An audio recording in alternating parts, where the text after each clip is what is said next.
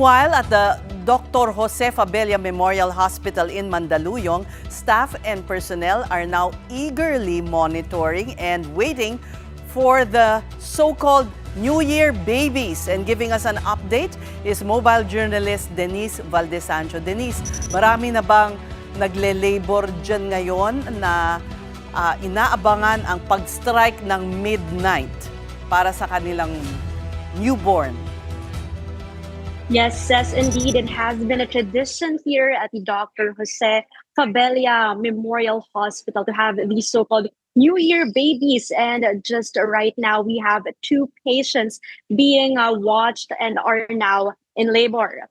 19 patients have been admitted as of 6 a.m. today here at the hospital for childbirth, 15 of which has already given birth. And as mentioned, we're on the lookout for 2 pregnant patients who are currently under labor, while there are other 2 patients being closely monitored.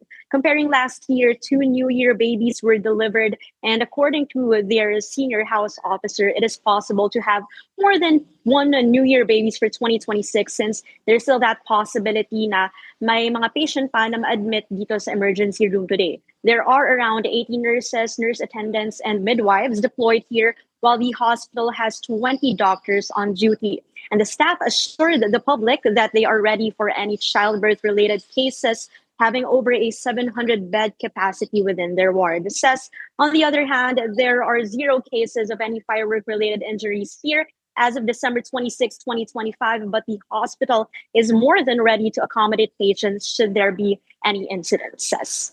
So Denise, the 15 mothers could not wait for the new year and have delivered.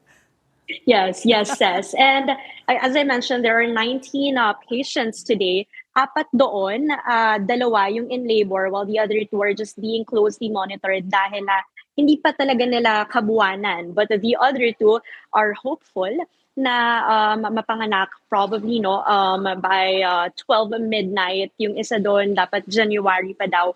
Pero hopefully dahil nga dilated na yung kanya na cervix, baka mapanganak naman mamayang midnight. While there are other patients nga, as I've mentioned, they're being monitored na yung isa is 7 months pregnant pa lang. So they're just here being closely monitored by the staff, says. Okay, can you let us in if you know of the names that are being thought of or what were given to the 15 and what the 2 are hoping to name their babies if ever they're delivered on the 1st of January? Says as of latest, hindi pa kasi tayo pinapapasok doon sa 3rd floor, doon yung delivery room and their wards.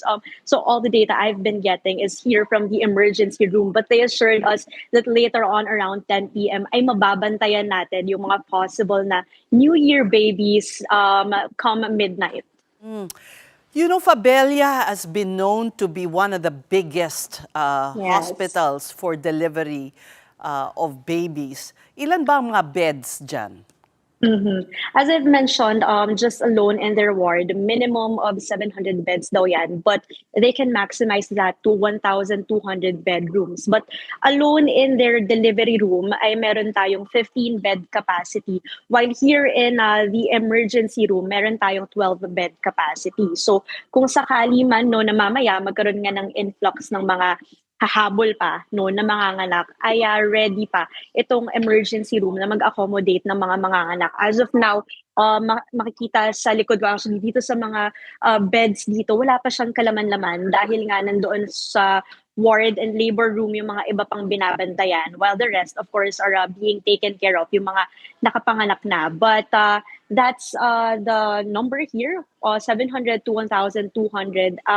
And marami yan dahil comparing to, their daily status of amount of pregnancies, around 40 to 50 and every day. Kaya medyo mas onti pa raw yung nararanasan natin na panganganak today, January 31, which is, as I mentioned, 19 patients now. Yeah, is that an indication of the drop in their population growth rate? Well, we thank you so much for your report and Happy New Year. Mobile journalist Denise Valdesancho reporting to us live from the Fabella Hospital in Mandaluyong.